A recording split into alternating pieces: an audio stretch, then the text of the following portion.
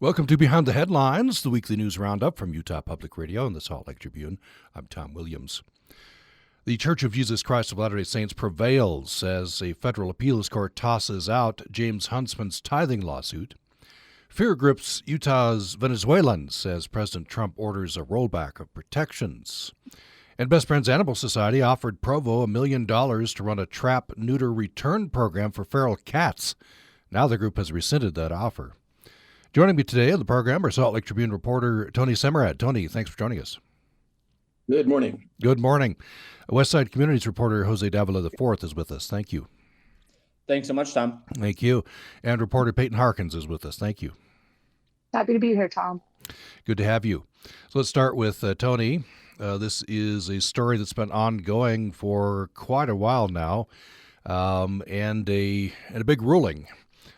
So the Church of Jesus Christ of Latter-day Saints is being sued by a former member, James Huntsman, a tithing lawsuit. I guess, first of all, Tony, tell us what Mr. Huntsman was, what his problem was, why he was suing.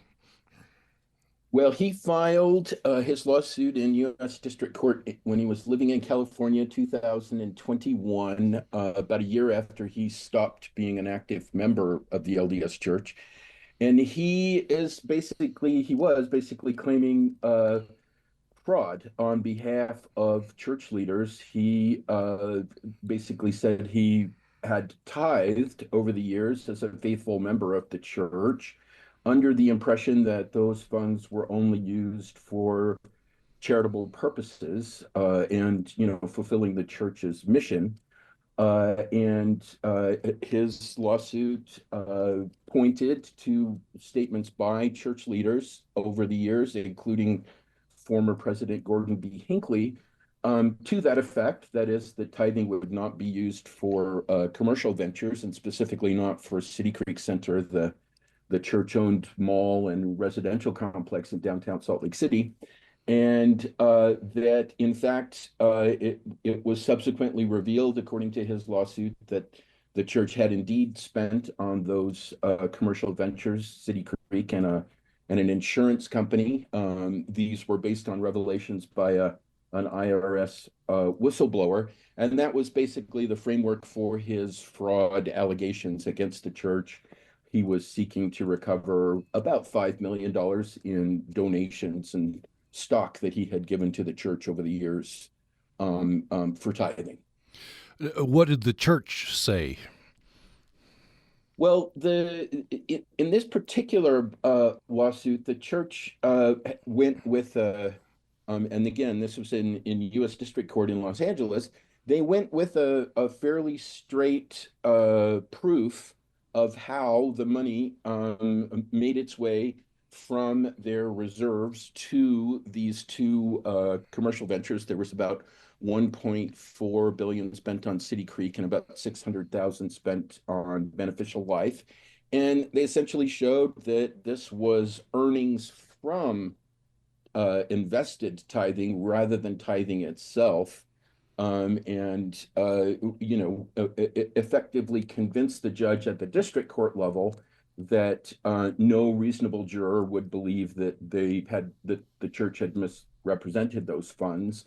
That lawsuit was thrown out of U.S. District Court, where it was filed in September of 2021. And the ruling that we're talking about on Friday, this case had bubbled up through the system on appeal and was pending before the Ninth Circuit Court of Appeals, which includes the jurisdiction of California where the lawsuit was filed. The church was basically saying they never did spend tithing on this, that this was earnings from invested reserves instead. So no, the full Ninth U.S. Circuit Court of Appeals has ruled in favor of the church, a unanimous ruling.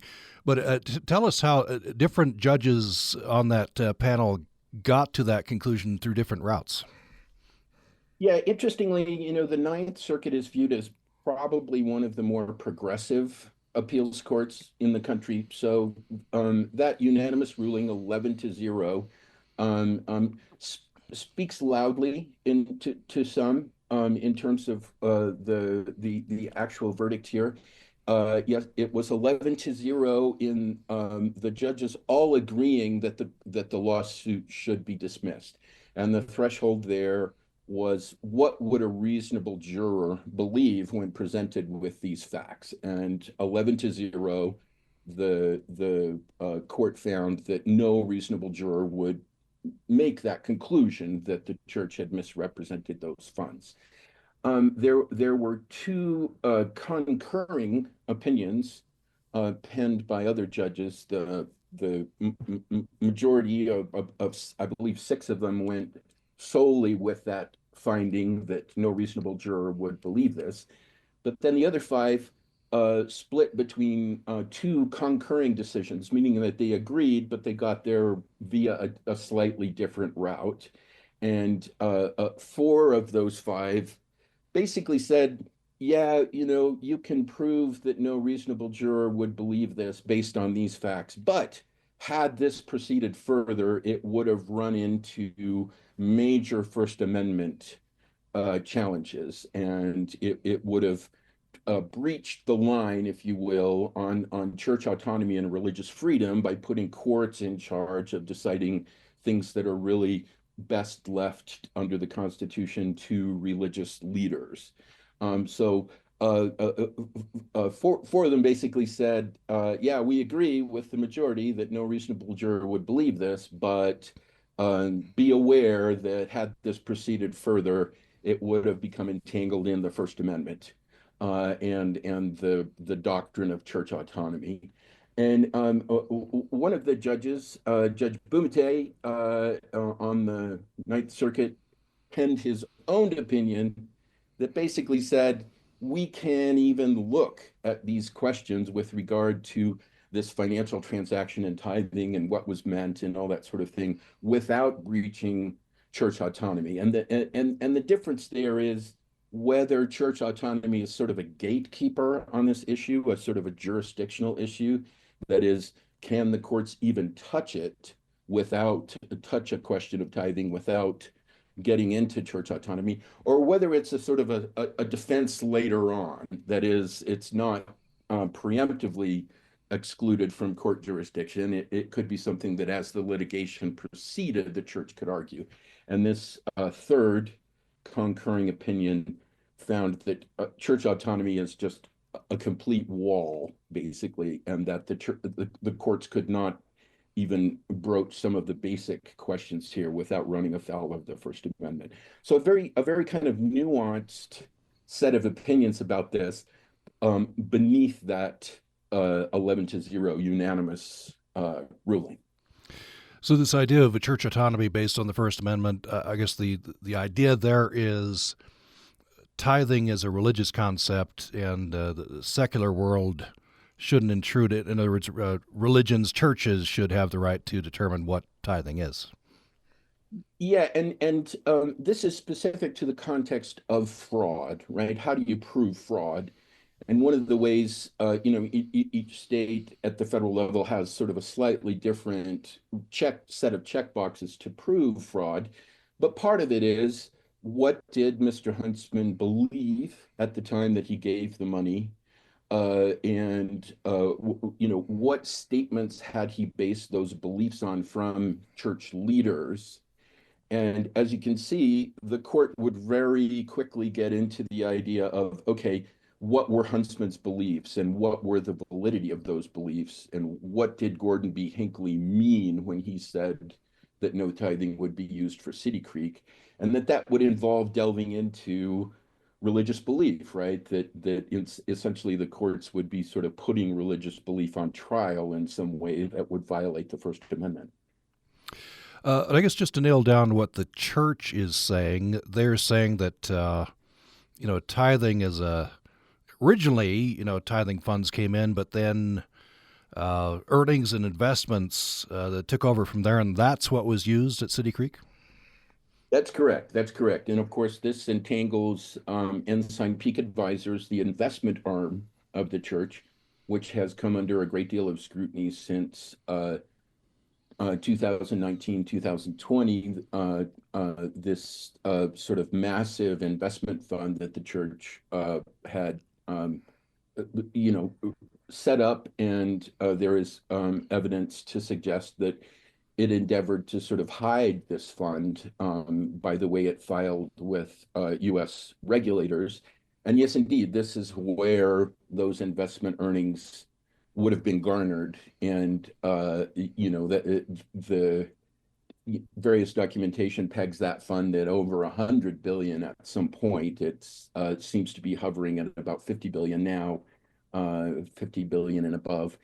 Uh, but that is where this surplus, quote unquote, tithing would have been invested, and then it would have been the earnings from that investment that the church used on these various commercial ventures.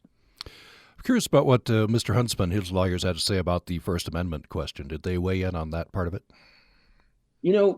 Yes, indeed. And the path forward on that for the Huntsman legal team has been that this is something that you can analyze in an entirely sort of secular way, that you don't really need to delve into religious thought to understand that um, a statement was made, Huntsman donated, that statement proved to be untrue, and therefore, the basic premise of fraud is there. And that is important because ultimately what the judges found at the Ninth Circuit was indeed that the majority that went into that 11-0 unanimous decision, the majority said, well, you really didn't have to get into church autonomy. You really didn't have to get into religious thought to arrive where we arrived. It was really just a sort of a financial analysis. The church showed us documentation as to where these funds went. Huntsman and the church seemed to agree on what tithing was as a concept in this particular context. And so it's very interesting that this Ninth Circuit ruling, even though the LDS Church prevails and Huntsman's case is thrown out, the precedent from this opinion is that that you didn't really need to look at church autonomy to arrive at this decision.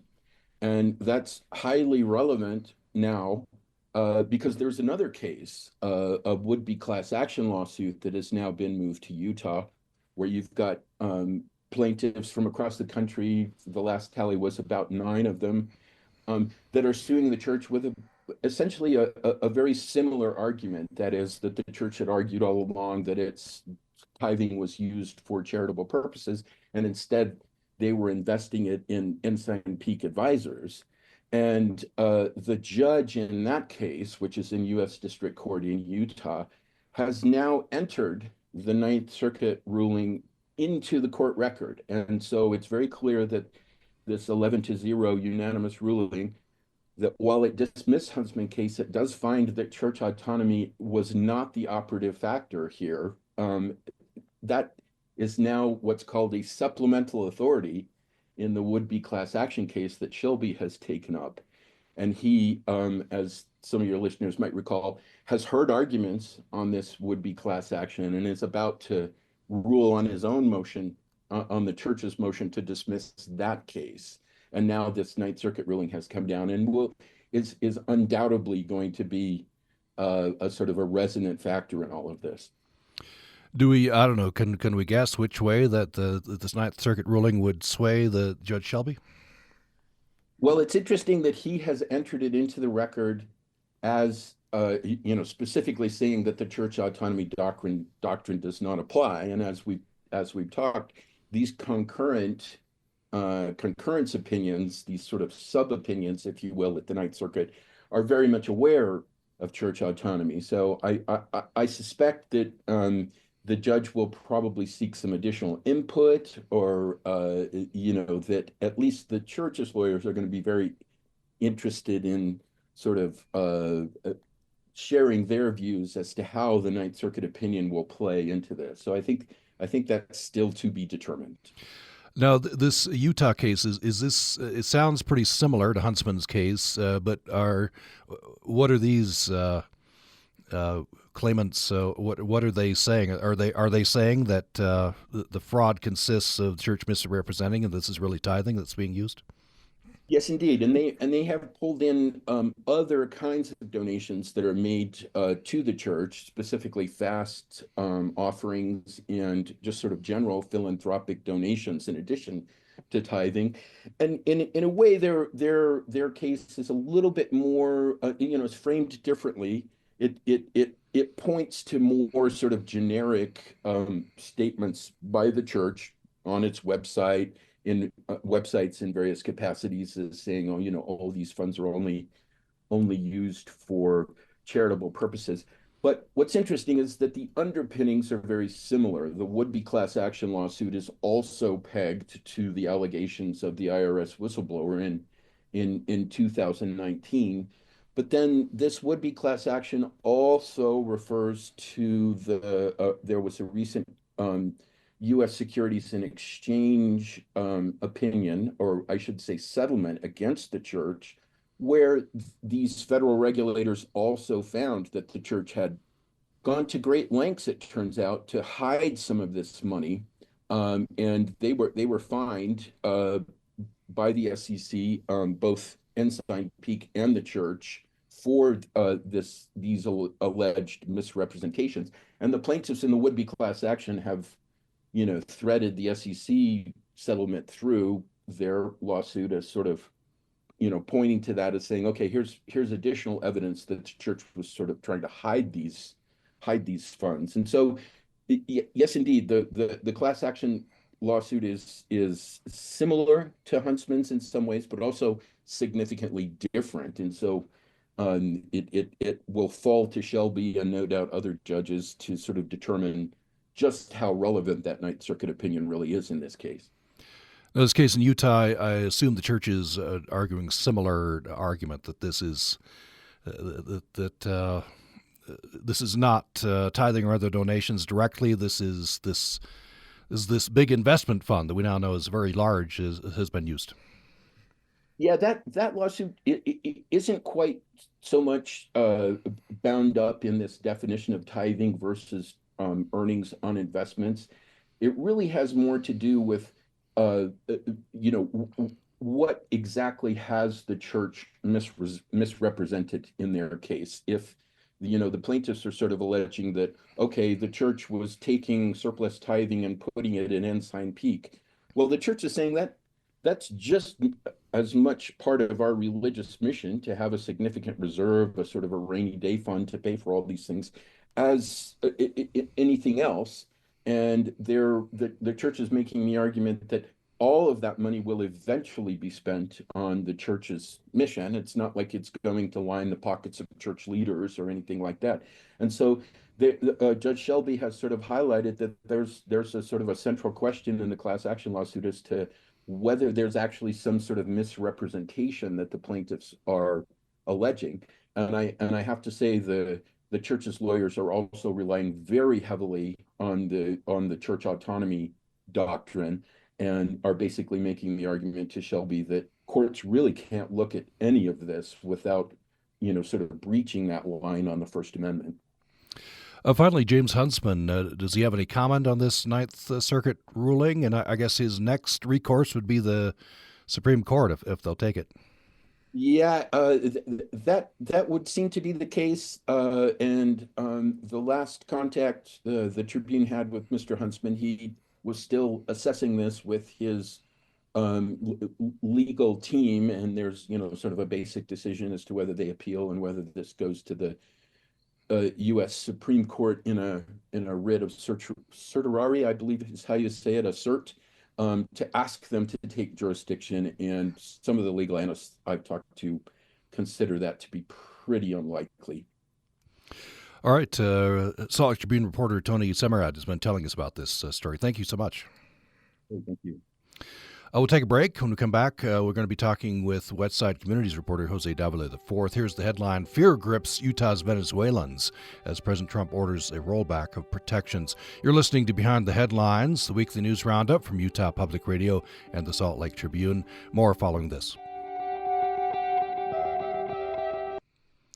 You're listening to Behind the Headlines, the weekly news roundup from Utah Public Radio and the Salt Lake Tribune. I'm Tom Williams. We turn next to Salt Lake Tribune West Side Communities reporter Jose Davila IV. Jose, thanks for joining us. No problem, Tom. Great to be here. Thank you. So as we all know, new presidential administration, new climate on immigration. President Trump is moving to fulfill some of his campaign promises. And Salt Lake Tribune has been reporting on effects in many communities. Jose, you talked to some folks in Utah's Venezuelan community. Many of these folks immigrants. How large is this community, Jose? So it's really interesting. The community has grown by almost 500% from 2013 to 2023.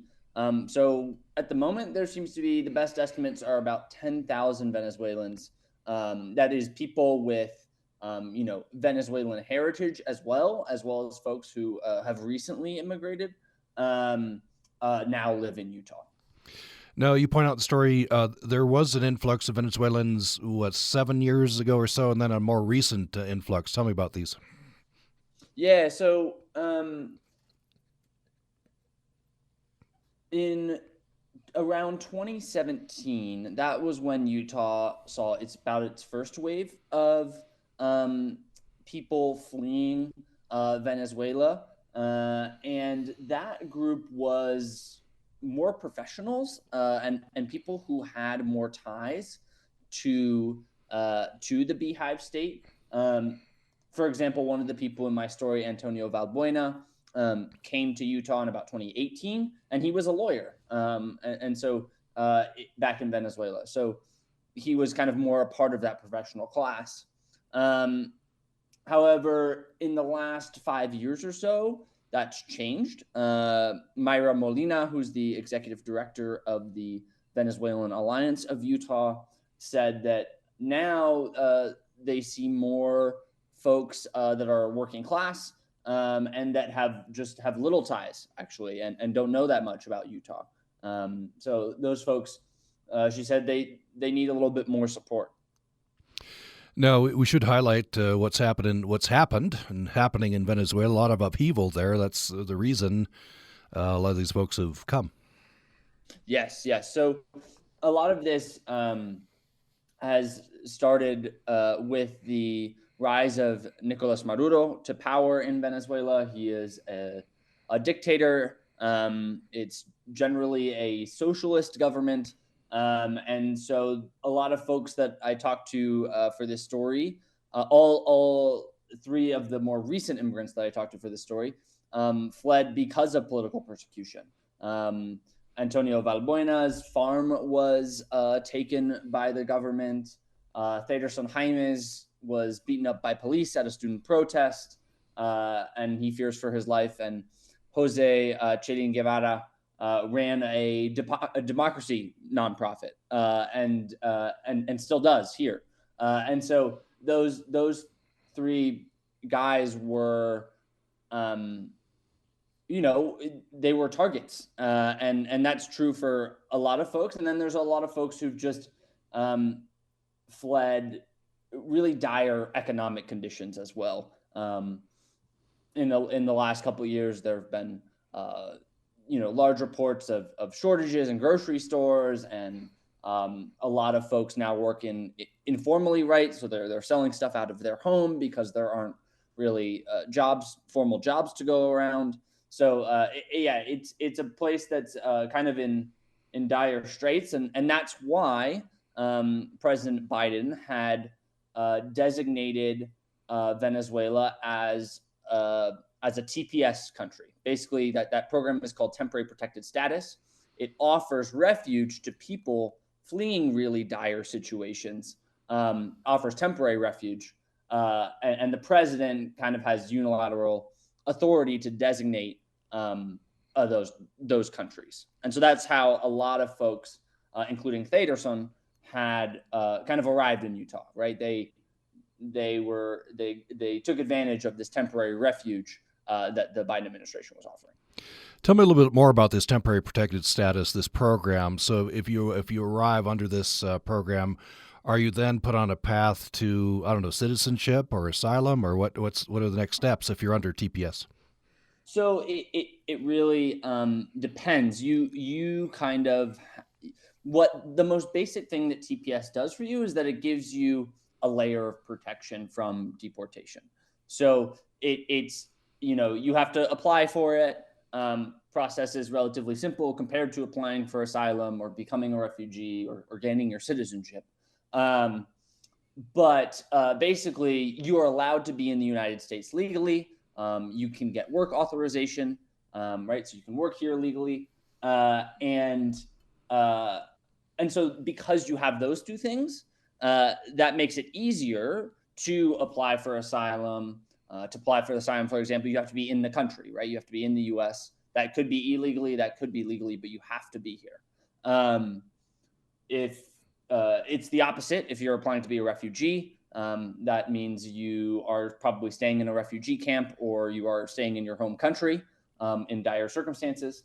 And then, of course, citizenship comes after all of this. You basically, to become a citizen, you have to have been living in the United States for, I want to say, at least 5 years. Don't quote me on it. And you have to be here legally, right? And so you can. There's people that have come here through TPS that are in the process of applying for asylum.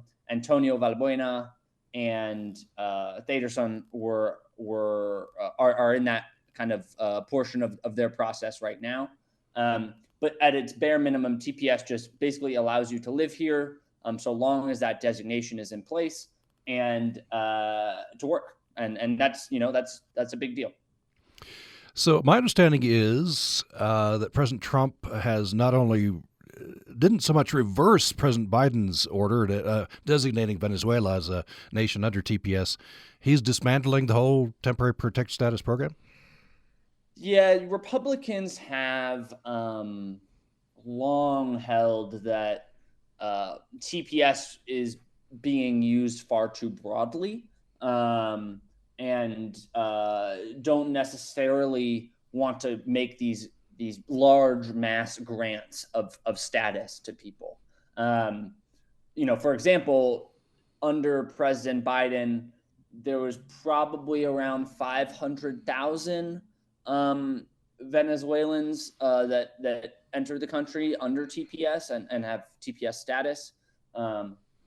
And so it's something that that President Trump wants to roll back, limit the number of people that are using TPS. Remains to be seen how many, and so he signed off on a couple executive orders that have done just that, especially for Venezuelans. Basically, he declined to renew status for one group of Venezuelans. That was about 300,000 of the 500,000, as well as roll back an extension that the Biden administration had just put into place right before the inauguration of President Trump. And then he's seeking a full review of the program. So we'll see what happens from here. The program is codified under a law that Congress passed in 1990 that gives the president these powers to grant temporary protected status. However, presidents can choose to use that power basically largely however they wish. So we'll see if there's if something happens in Congress to completely axe the program. But for now, President Trump is taking steps to just unilaterally, generally speaking, cut the number of people that are here with temporary protected status. So what is it, and you've been talking to a lot of these folks, what does this mean for a lot of them? If they came under TPS, now they don't have that protection. Could they be deported tomorrow? Yes, that is the basic. Basically, this was a layer of protection. However, if that layer of protection is gone, a lot of these folks, except for the ones who are in the process of applying for asylum or who have gained asylum, are now at risk of deportation. So a lot of these folks you've been talking to said they're scared to send their kids to school, scared to, especially, I found this interesting, scared to go to Hispanic markets. I guess the fear is ICE agents be there. A lot of fear. Yes, a lot of fear, a lot of uncertainty. There is lots of reports of ICE on social media, and there's just this sense that you can't really keep yourself safe. You can't really keep your family safe if you're outside of your house. The way ICE generally works is ICE has to basically file for a deportation warrant before they, show up to arrest you, detain you. And those deportation warrants are actually more limited in power than what we traditionally think of warrants. For example, ICE can't force their way inside your house if they only have a deportation warrant for you. So there's really this feeling that if I go outside to basically anywhere, I could get picked up. And so, or my husband or my family, whatever the case may be. And so that's also been heightened by the Trump administration's rollback of basically sensitive place rules. So under former administrations, including the first Trump administration, ICE agents would refrain from making deportation detainments at churches and schools. That is no longer the case.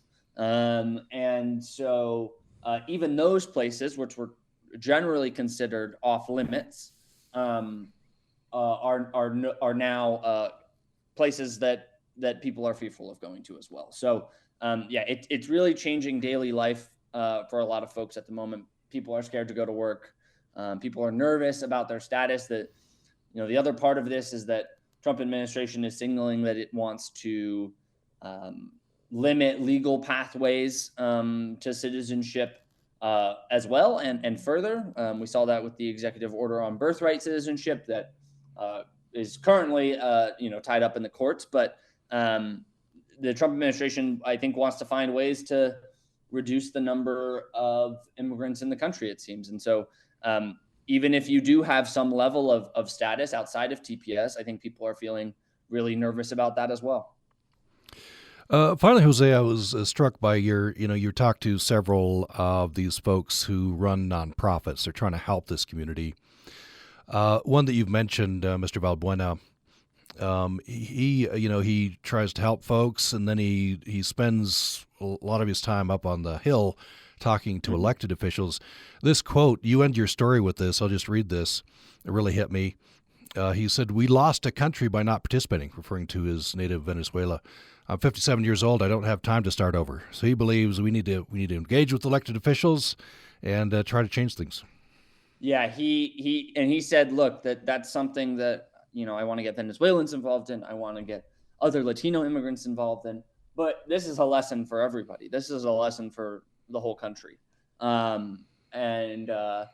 He really, a lot of the work he's doing is trying to find ways to better integrate immigrants into Utah, into Utah government, and try and build those bridges of understanding between recent immigrants and elected officials, as well as just like police officers and anybody else that has some sort of public power. And so it's really an interesting idea, and I think he does this in his free time. He has a job sorting packages at the Salt Lake City Amazon warehouse, and he has a kid, and so he's really believes in this, and I think it's a lesson that we all can take to heart. Well, we've been talking this part of the program with Westside Communities reporter Jose Davila IV. Thanks so much. No problem. Thanks for having me, Tom. You bet. We'll take a break, and then we'll come back and talk with reporter Peyton Harkins. Here's the headline. Best Friends Animal Society offered Provo $1 million to run a trap, neuter, return program for feral cats. The group has now rescinded that offer. You're listening to Behind the Headlines, the weekly news roundup from Utah Public Radio and the Salt Lake Tribune. We'll have more following this.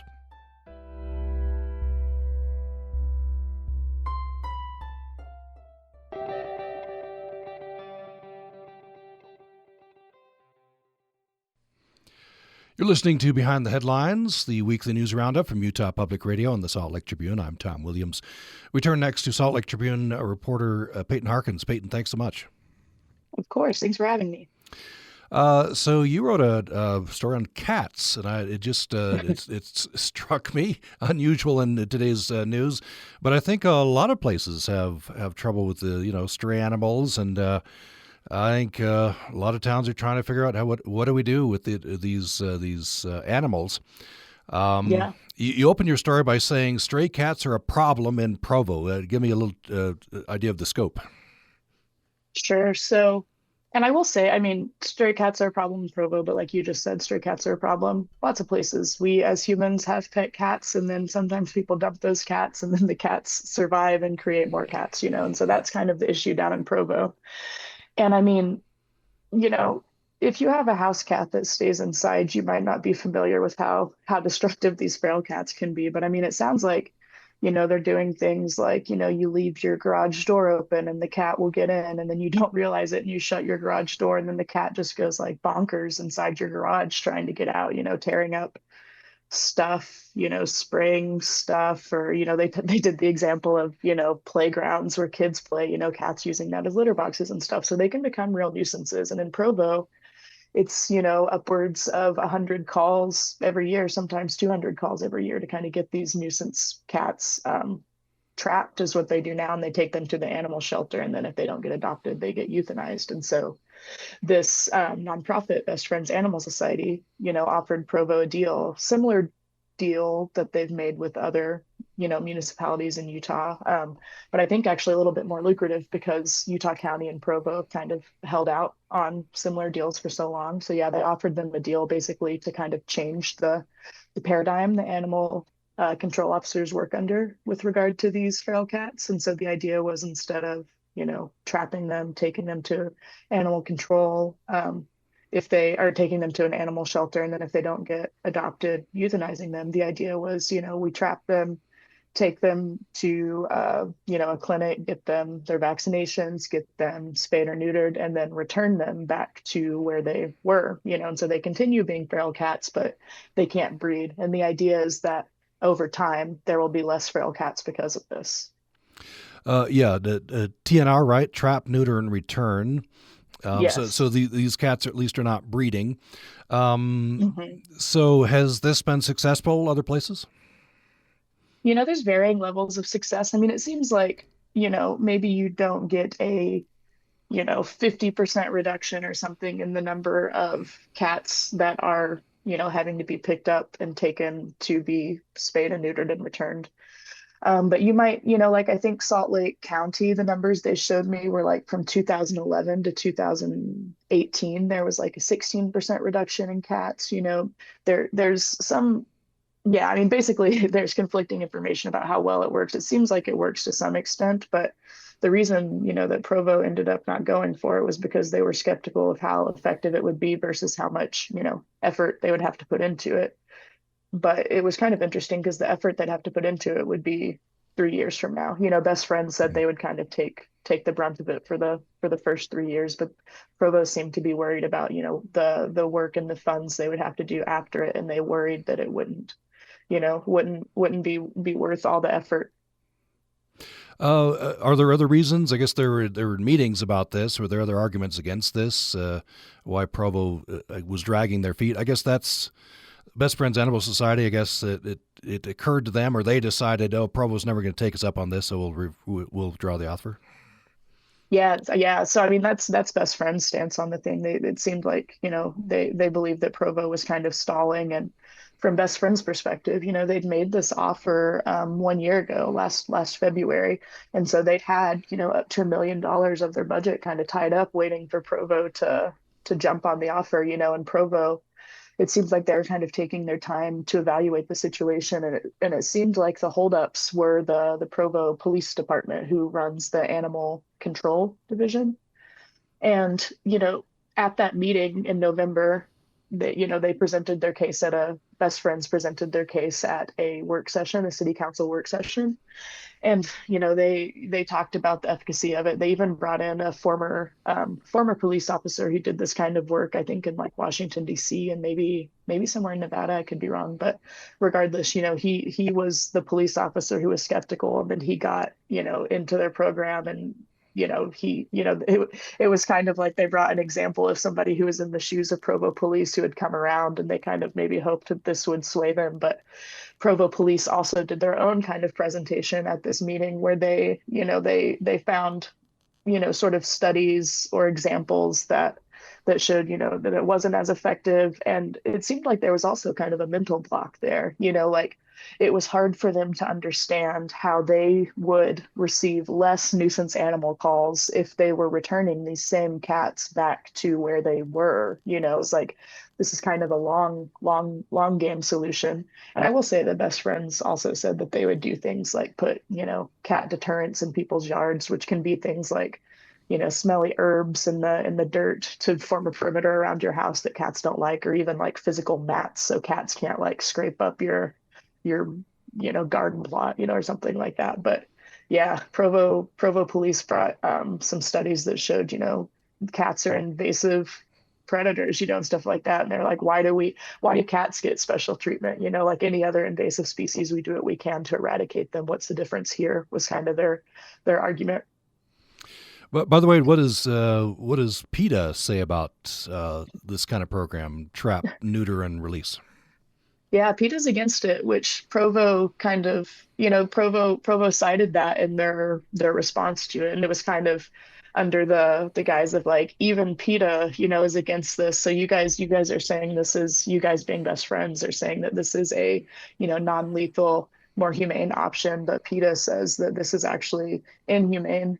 Specifically, when you consider the environment of Provo, the environment of the Mountain West in general, where these cats, it's not somewhere temperate, it's not someplace where there's not snow and freezing temperatures and stuff like that. So it's like you return these cats back to where they were, and that's a very harsh environment for them to live in. So PETA's stance is that it's actually more humane to euthanize these animals. And yeah, Provo thought that was compelling, and they put that in their response. Now, some are saying in your story that we have to treat these feral cats like wildlife. That some of these cats are eating birds, and they're out there acting like wildlife. We ought to, for example, the police say we ought to change the ordinance to make it illegal to feed these cats. I guess we have ordinances on the books: don't feed deer, don't feed turkeys. Yeah, don't feed moose, don't feed wild animals, essentially. And so, from the police perspective, it was kind of like, okay, these are invasive wild species. We should just treat them like that, prohibit feeding them, and then eventually, one way or another, there's going to be less cats. Either they go somewhere else, or maybe they starve, but they will not survive if they are not being fed, they say. But that was kind of interesting too, because they seem to be worried about, the wild birds, or just birds in general. And it seems to me that if you stop feeding them, maybe they'd go after birds a little bit more, but I don't know. Mm-hmm. Best Friends, I think it was Best Friends, said this is not so much a cat problem, but a people problem, that people have compassion. They're gonna, ordinance or no, they're gonna keep feeding these cats. Yeah, so it was Provo police officer who spoke at that session that said this is a people problem, not a cat problem, kind of indicating that, if people stop feeding them, they'll go away one way or another. But then, yeah, it was Best Friends that came back and said, basically an ordinance like that would be criminalizing compassion, and they don't know a lot of people that could just, sit around and watch the cats that they used to feed, starve outside their home. people will break that law. And she said, the woman I spoke to at Best Friends, Holly Sizemore, she was like, I know people who work at business parks where you're not allowed to feed cats, and they've risked their jobs, trying to feed these animals because it just tugs at their heartstrings.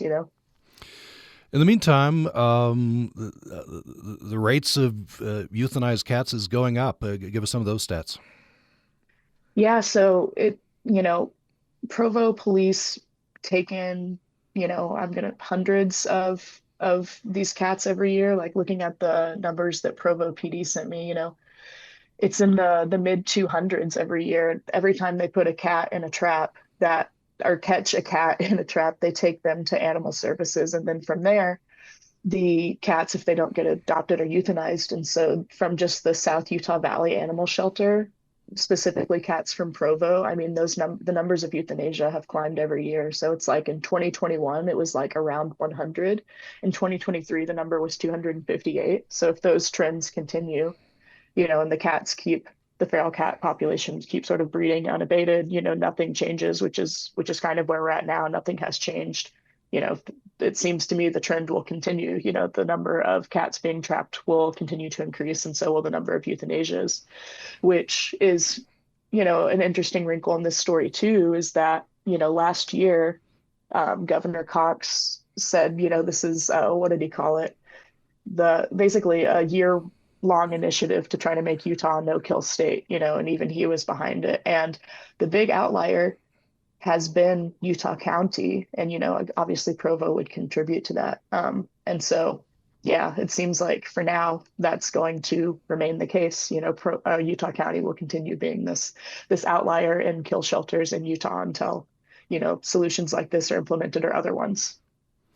Yeah, interesting story, and a lot of places are wrestling with this. I guess one note to pet owners at the end of the story: get your pet spayed or neutered. That's a good message, right? Amen. Well, Peyton Harkins, thanks so much for telling us about this. Of course, thank you. Well, it's time for our underplayed stories of the week. Let's start with Tony Semerad. What's your underplayed story of the week? Well, in this sort of chaotic period of legislation flooding out of the Utah legislature, I'm going to highlight a story by Emily Anderson Stern, one of our colleagues. HB 300 would essentially kind of do away with mail-in ballots. I think the proposal is that you would get the ballot by mail, but you would have to return it in person. And we're hearing from a lot of voting rights groups and municipal officials that'll saying this could be discriminatory against low-income folks and folks with disabilities. So HB 300, one to watch. Check out that story and all of these at sltrib.com. Jose Davila IV, what's your underplayed story of the week? In a similar vein, I'll go to another House bill. House Bill 267 passed yesterday. It's on its way to the governor. Carmen Nesbitt has been leading our coverage along with Robert Gerke, who you all are very familiar with.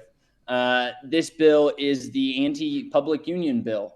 Basically, it bans, it takes away the right of public sector workers to collectively bargain. It's inspired a lot of protest, and so you can read all about it at Carmen with Carmen Stuff. Okay, and I'll mention your story, Jose. You have a story about Salt Lake City librarians unionizing. Maybe bad timing there, right? Anyway. It is. Yeah. It is very bad timing, Yeah. And it seems like it could really drive a halt to those plans. Yeah. sltrib.com for that. Peyton Harkins, what's your underplayed story of the week? My story is from a reporter on my team, Brock Marchant. It's kind of in the same vein of stories that Jose talked about earlier, just the repercussions of this, the increased ICE enforcement. Brock was able to get courtroom video of a man who just showed up in court to try to take care of a misdemeanor offense that he pled guilty to, was going to, get a suspended sentence, and ICE ended up arresting him outside the courtroom. This is something that would not have happened prior to the Trump administration because ICE couldn't show up in courtrooms. So, and we have video of it, and it's very sad. So I would recommend y'all check that out. Check that out at sltrib.com. All these stories at sltrib.com. Well, we've been talking with Salt Lake Tribune reporter Tony Semerad. Thank you so much. Hey, thank you, Tom. Thank you.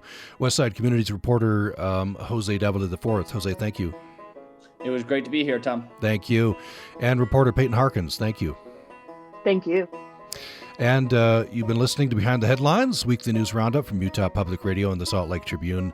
I'm Tom Williams. Hope you'll be with me next time. Thank you.